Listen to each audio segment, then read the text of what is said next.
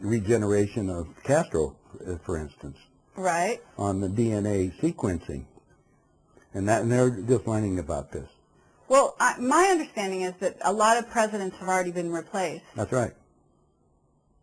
Yeah, I don't think... They're walking around, they look old, but they basically, some of the people are just I'll second, third copies. I'll give you something to ponder. Get some old videos of George Bush, when he first came into office. Look at the person and listen to him speak. Look at his actions and listen to everything that's there. Now, it's a lot easier to put somebody out in front to act as even Bush did. He had somebody else that was up there acting like he is and look like it. Even Hitler had he had his stand. In fact, his stand-in was the one that they found in the ground over in Germany. I mean, Hitler and Eva and the dog and 14 other people got aboard a plane and flew down to Barcelona, Spain. You were aware of that. And then ended up in Antarctica or in Swabenland and then died a few years ago in Brazil. That's what we heard. I have all the documents from our own government. Oh, you do? Okay. Yeah. Yeah, we have a contact, one of our Stalin Stalin asked for they tried to burn the body, and he got the body back, and so in the different years, and the testicles were different and everything else, so they knew it wasn't Hitler. But is it a clone or not?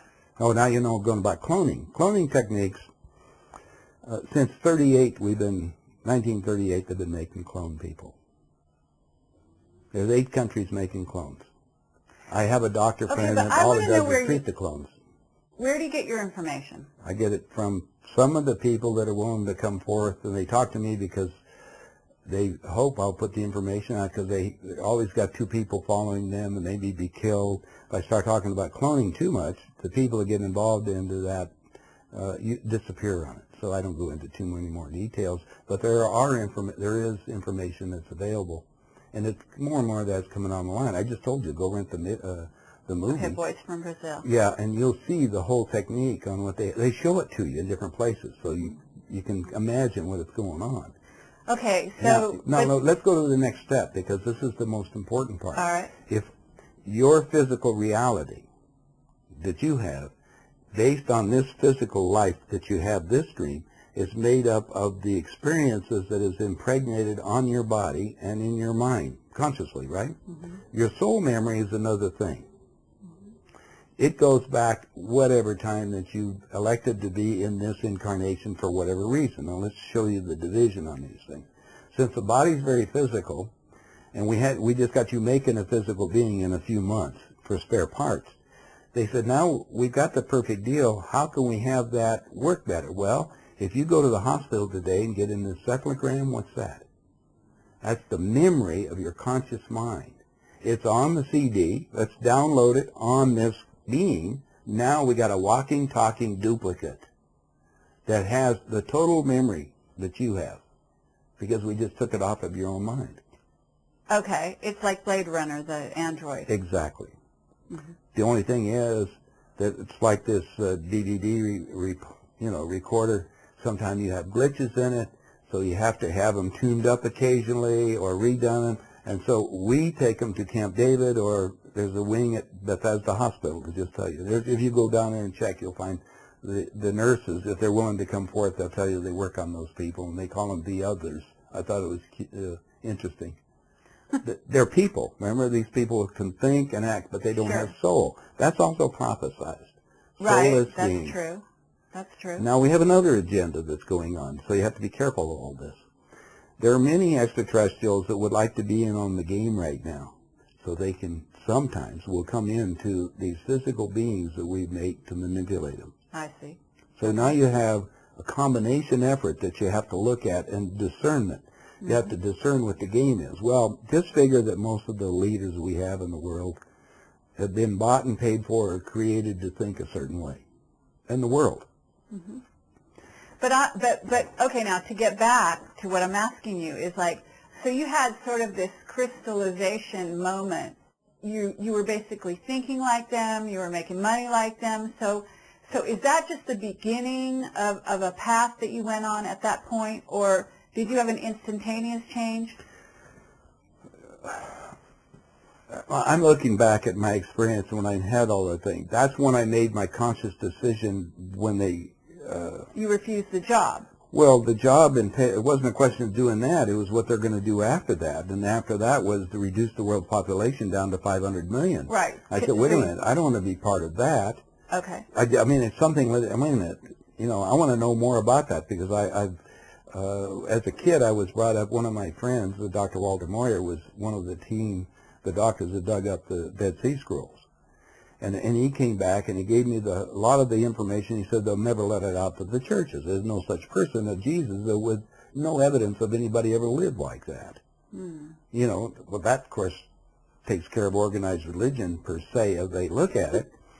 So I said, well, wait a minute, I'm going to look at that story. So I started analyzing, but also on a logical basis. Then the information that I had received from extraterrestrials about life per se, and life begins maybe before you came into this planet.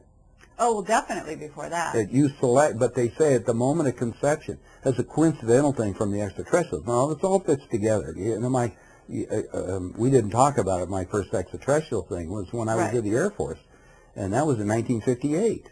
I'm stationed at Edwards Air Force Base out in the Mojave Desert and did the post-flight inspection on the X-15, the forerunner of the space shuttle. When I finished doing that, and it's nothing more than a rocket on skids that lands out in the desert, there was a couple of hangars that I hadn't been to.